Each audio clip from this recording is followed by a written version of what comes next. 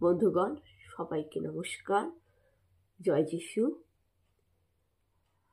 আজকে আমি একটি অন্য বিষয়ে আলোচনা করব, সেটা হচ্ছে রাগ, ক্রোধ, প্রতিবাদ, বিবেক, আবেগ আর উপদেশ, সৎশিক্ষা নিয়ে আমি আলোচনা করব।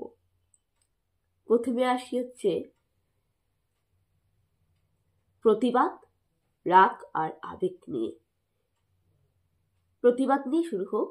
সেটা হচ্ছে প্রতিবাদ কোথা থেকে আসে। প্রতিবাদের পিছনে একটা কারণ থাকে, কারণ না থাকলে কার্য হয় না। কারণটা কি? যত মূলের যত দোষ হচ্ছে কারণটার। কারণ না থাকলে প্রতিবাদ আসে না।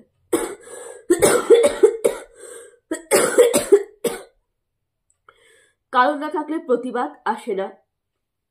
কারণ প্রতিবাদ হচ্ছে অন্যায়ের বিরুদ্ধে অ্যাকশন নেওয়া। অন্যায়টা কিন্তু অন্যায়, আর অন্যায়কে কিন্তু কোনো সময় বরদাস্ত করা যায় না। আজকাল সমাজে নানা রকম অন্যায় হচ্ছে, নানা রকমের অন্যায় ঘটে চলেছে। যেমন বধূ নির্যাতন, শিশু নির্যাতন, মা বাবাকে বৃদ্ধাশ্রমে দেওয়া, নানা রকম হচ্ছে। শিশু পাচার, শিশু নির্যাতন, নারী নির্যাতন, বাড়ির বউর অত্যাচার করা। এই একটা দিক, ছেলে মেয়েদের উপর মানসিক র্যাগিং হচ্ছে, স্টুডেন্টদের উপর মানসিক র্যাগিং হচ্ছে, কত রকমের র্যাগিং করতেছে আজকাল। কলেজে র্যাগিং, চুরি হচ্ছে, শিক্ষা চুরি, চাকরি চুরি, দেশের সম্পদ চুরি হচ্ছে, একটার পর একটা অন্যায় হচ্ছে। এই অন্যায় দেখে চুপ করে থাকাটাও কিন্তু একটা অন্যায়। তো দেখবেন বিশ্বকবি, কবিগুরু, আমাদের কবিগুরু গুরুদেব, যার ভানু সিংহ ছদ্মনাম ছিল, সেই রবি ঠাকুর বলেছিলেন, অন্যায় যে করে আর অন্যায় যে সহে, তপ ঘৃণা তারে তিন সমদহে। অর্থাৎ যে অন্যায় করছে সে তো অপরাধী, কিন্তু অন্যায় দেখে আপনি চুপ করে আছেন, আপনি অন্যায়কে সহ্য করছেন, তাহলে কিন্তু আপনিও সমান অপরাধী। তাই প্রতিবাদ করা উচিত। যেখানে যেখানে প্রতিবাদ করা দরকার সেখানে সেখানে আপনার প্রতিবাদ করা উচিত, অবশ্যই। এবারে মানুষের পারিবারিক জীবনে কিন্তু অনেক রকম ঘটনা ঘটে যায়। মানুষের পারিবারিক জীবনে অনেক রকম ঘটনা ঘটে যায়। পারিবারিক জীবনে কিন্তু নানা রকম অশান্তি হয়। পারিবারিক জীবনে যেমন ভাই ভাইয়ের সাথে যুদ্ধ হয়, যেরকম জমি জমা নিয়ে, সম্পত্তি নিয়ে লড়াই হয়, যুদ্ধ হয়, যেটা আমাদের পারিবারিক অন্যায়। মহাভারতের কথা আপনার সাথে মনে আছেন, কৌরব পাণ্ডব, ওরাও কিন্তু কাকাতো ভাই ছিল।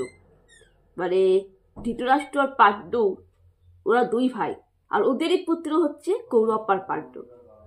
তো ভাইয়ের ভাইয়ের মধ্যে কিন্তু যুদ্ধটা হয়েছিল, কাকাতো ভাইয়ের মধ্যে। ওটা ছিল পারিবারিক যুদ্ধ। মহাভারত আমাদের দেশকে দিয়ে, আমাদের ভারত ভূমিকে দিয়ে, আমাদের ভারতের সেই প্রাচীন মহাকাব্য মহাভারত। তো সেই মহাভারতটা দেশের যুদ্ধ, প্রথম যুদ্ধ কিন্তু সেই মহাভারত থেকে আসে। এখনো যুদ্ধ চলছে, যুদ্ধের শেষ নেই। কিন্তু যে অন্যায়টা হয়েছিল সেটা কিন্তু কাকাতো ভাইয়ের মধ্যে পড়তে, রেশারেশি দিয়ে। তো তখন কিন্তু প্রতিবাদ হয়েছিল, প্রতিবাদ কিন্তু তখন থেকেই হয়েছিল। তাই কোনো অন্যায় দেখলে চুপ করে থাকাটা উচিত না, এটা আপনি মাথায় রাখবেন। এবারে আসি শিক্ষা উপদেশ নিয়ে। দেখুন, আমাদের জীবনে প্রথম শিক্ষা গুরু হচ্ছে মা বাবা। তারপর আমরা স্কুলে যাই, স্কুলে আমাদের টিচার তো আপনারা দেখবেন যে আজকাল আজকাল বাচ্চাদের শাসন উঠে যাচ্ছে, বকাচকা উঠে যাচ্ছে, সবকিছুই উঠে যাচ্ছে। আজকাল অনেক কিছুই পরিবর্তন হয়েছে, অনেক কিছু চেঞ্জ হয়েছে, যুগটা পাল্টে গেছে। কিন্তু মাথায় রাখবে যে সন্তানাদের কেউ অন্যায় করে, দোষ করে, আপনি মা বাবা হিসাবে অবশ্যই তাকে শাসন করতে পারেন, অবশ্যই তাকে বকাঝকা দিতে পারেন, অবশ্যই আপনি তাকে উপদেশ দিতে পারেন, আপনি তাকে সঠিক শিক্ষা দিতে পারেন। কেননা সে অধিকার আপনার আছে, তার কারণ আপনি তার গার্জিয়ান, আপনি তার প্রকৃত গুরু, শিক্ষাগুরু। আপনার সন্তান, আপনার ছেলে মেয়ে যদি ভুল করে, অন্যায় করে, আপনি তাকে অবশ্যই শাসন করতে পারেন। কারণ মা বাবা শাসন করে সন্তানদের ভালোর জন্যই। আপনি অবশ্যই তাকে বকা দিতে পারেন, আপনি অবশ্যই তাকে শিক্ষা দিতে পারেন। এবার দেখলেন যে সেই সন্তান আপনার শিক্ষায় বড় হইল, আপনার পথে চলল। এবারে দেখবেন যখন কোনো মানুষ শিশুরূপে জন্মায় তখন সে কিন্তু মা বাবার অধীনে থাকে। যখন সে স্টুডেন্ট লাইফে থাকে, কিশোর বয়সে থাকে, যখন সে তরুণ বয়সে থাকে, তখনও কিন্তু সে মা বাবার অধীনে থাকে। মা বাবা তার গার্জিয়ান হয়ে যায় এবং সে যদি কোনো অন্যায় করে মা বাবা তাকে অবশ্যই বকবে, অবশ্যই শাসন করবে, কারণ মা বাবা হচ্ছে প্রকৃত শিক্ষা গুরু।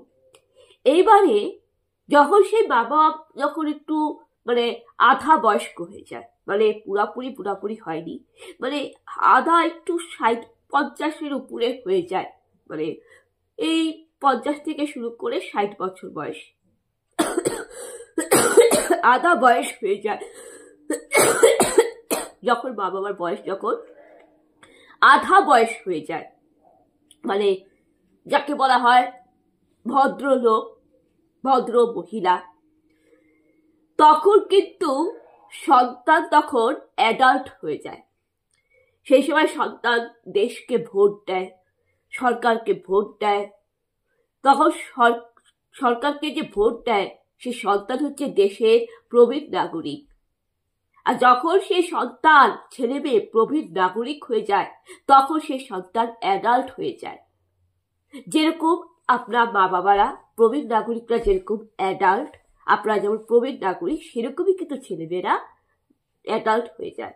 সেই সময় কিন্তু উল্টে আপনি ছেলেমেয়েদের অধীনে, তার কারণ ওই সময় ছেলেমেয়েরা কিন্তু একটা ম্যাচুরিটি চলে আসে আর দায়িত্ব গ্রহণ, সেই সময় ছেলেমেয়েরা চাকরি বাকরি খোঁজার চেষ্টা করে, জব খোঁজার চেষ্টা করে, কেউ হয়তো মিশর বিজনেস করে অনলাইনে, কেউ হয়তো ইউটিউব চালায়, সে তো ইউটিউবের কাজ করে, নানা রকম কিছু করে, কেউ হয়তো হাতের ব্যবসা করে, কেউ হয়তো হাতের কাজ করে, কেউ হয়তো প্রাইভেট টিউশনি পড়ায়,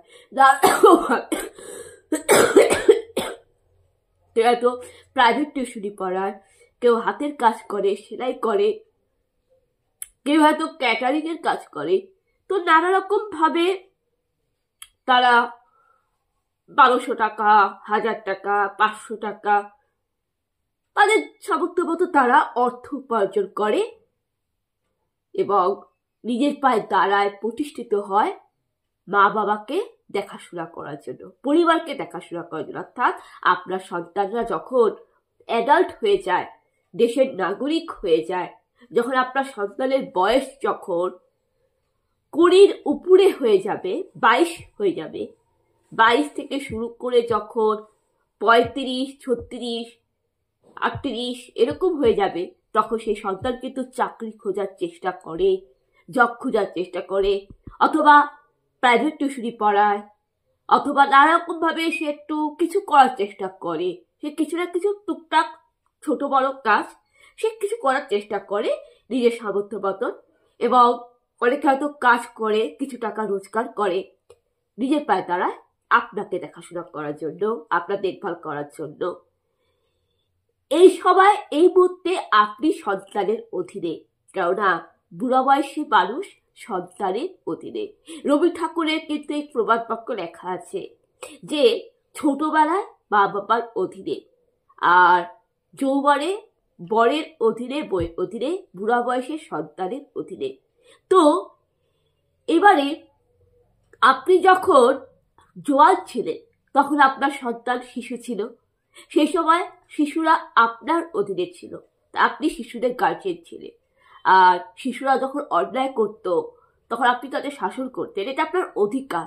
আপনি শিশুদের শিক্ষা দিবেন, আপনি শিশুদের শাসন করবেন, তারপরে দেখবেন সেই শিশুটা আপনার শিক্ষায় বড় হইল, নিজের পায়ে দাঁড়ালো, প্রতিষ্ঠিত হলো, দেশের নাগরিক হলো, অ্যাডাল্ট হইল, সে পড়াশোনার দিক থেকে সব দিক থেকে সে কিছু না কিছু তার একটা গুণ আছে, এবং সে বড় যখন হইলো তখন সে একটা তার মধ্যে ম্যাচুরিটি আসলো, সে তখন আপনার দায়িত্ব নিল, সে তখন আপনার গার্জেন হলো। বুড়া বয়সে সন্তান হচ্ছে মা বাবার গার্জেন, মানে বলতে গেলে আমরা ছেলেমেয়েরাই হচ্ছে আমাদের মা বাবার গার্জেন, আমাদের মা বাবা এখন আমাদের অধীনে। তো এইবারে বড়রা যখন ভুল করে, বড়রা যখন কোনো অন্যায় করে, তখন আমরাও কিন্তু বড়দের সে ভুলটা দেখিয়ে দিতে পারি, মানে ছেলেমেয়েরা সন্তানরাও কিন্তু বড়দের ভুলটা দেখিয়ে দিতে পারে ভালোর জন্যই। এবং আমরাও কিন্তু আমাদের মা বাবা করে ভুল করলে, অন্যায় করলে, বয়সী করে বড় করে ভুল করলে, অন্যায় করলে, আমরাও কিন্তু ভালোর জন্য আমাদের জীবনের জন্য, সুন্দর জীবনের জন্য, ভালোর জন্য একটু বকা দিতে পারি। ঠিক যেমন মা বাবা সন্তানকে শাসন করে বকা দেয়, কেন দেয়? ভালোর জন্য, তো সঠিক পথ দেখানোর জন্য, যাতে সন্তান যাতে ভালো মানুষের মতো মানুষ হতে পারে সেই জন্য। আর আমরা সেই শিক্ষায় বড় হয়েছি, এবং মা বাবার শিক্ষায় বড় হয়েছি, এবং মানুষের মতো মানুষ হয়েছি বলেই আমরাও কিন্তু সৎ পথে চলার চেষ্টা করি, এবং আমাদের যে যে ঠাকুরকে বিশ্বাস করি সেই ঠাকুরের নিয়ম বাইবেলের বাড়ি বেড়ে চলি, বাইবেলের বচন বেড়ে চলি, প্রত্যেকটা বচন, এবং ভালো মানুষ বলেই, এবং ধর্মের পথে সৎ পথে চলার চেষ্টা করি বলেই আমরাও কিন্তু যে বড়রা কোনো রকম অন্যায় করলে, ভুল করলে, আমরা তাদের ভালোর জন্য, সুন্দর জীবনের জন্য বকা দিই, এবং এটাও কিন্তু আমাদের অধিকার আছে, কারণ নিয়ম সবার ক্ষেত্রে এক হওয়া উচিত। তো এটা কারণ হচ্ছে শিক্ষা। এই পয়েন্টটা শেষ।